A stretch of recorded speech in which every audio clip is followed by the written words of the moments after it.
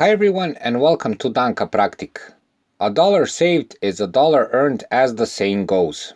In this video we'll show you a couple of tips of how to save money on food. Most of these tips are very simple to apply and are very effective in the long run. So stay tuned. Danka Praktik. Cook as often as you can.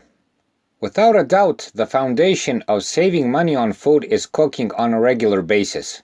Not only is it more healthy, but it's also vastly cheaper than buying prepared meals and especially cheaper than eating out. Simply, cooking gives you the possibility to buy cheap groceries and turn them into quality food, and do that in quantity. Various stews are a very good example of this.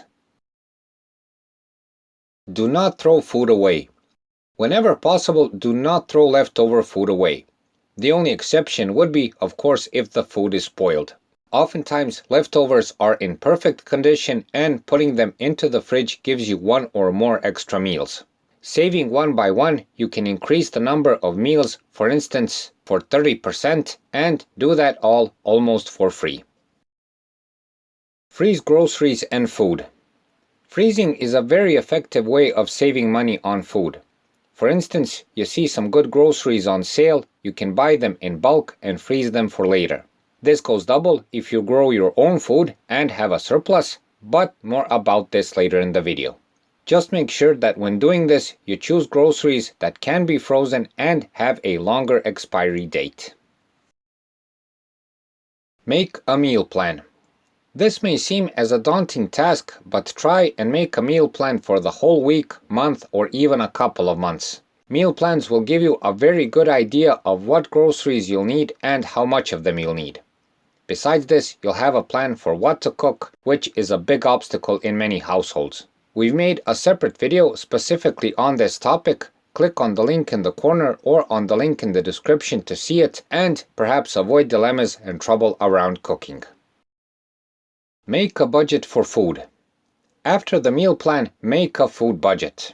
Now that you know what you're going to cook, thanks to the meal plan, you have to see what it's going to cost you. Simply take the plan and make a rough overview of the costs of food you're going to be cooking. A very good side of this is that you can see on time if anything is too expensive, make budget cuts, and change the meal plan according to that. From this, you can then make a shopping list. Stick to the budget. This is perhaps the hardest tip to apply. When shopping for food, be sure to stick to the shopping list and the budget you've planned. Do not buy what you don't really need. Know that it's important to have a solid stance towards this matter, otherwise the budget and meal planning is virtually useless. Shop wisely. When you're shopping for food, try to make it as effective as possible. This means to get the best groceries you can for the least amount of money. Search for markets with discounts, markets that are less popular but have good offers, use coupons, buy when there is a sale, and so on. In these cases, when buying these kinds of groceries, make sure that all of the expiry dates are okay. One more important thing is bulk shopping. Lots of markets offer significant discounts when buying food in mass. Also shop on farmers markets, where you can in most cases get healthy and fresh food for less money. If you can, make a shopping plan in advance. This immensely helps. Avoid shopping on an empty stomach. This tip is easy, yet many people do not use it.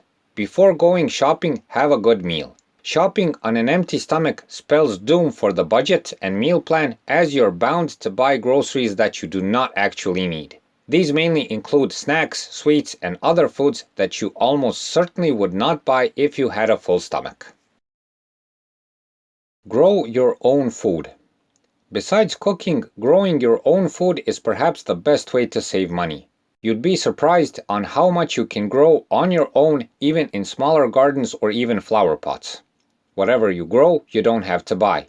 But more importantly, you'll get healthy and fresh food on the table for the majority of the year. If you have space and a yard around the house, make a garden for yourself. It is not only useful, it is fun and very good for the body and soul. Even better, you can make yourself a cheap greenhouse and have an even better yield. We have a series of videos specifically on this topic. If you would like to see it, click on the link in the corner or on the link in the description.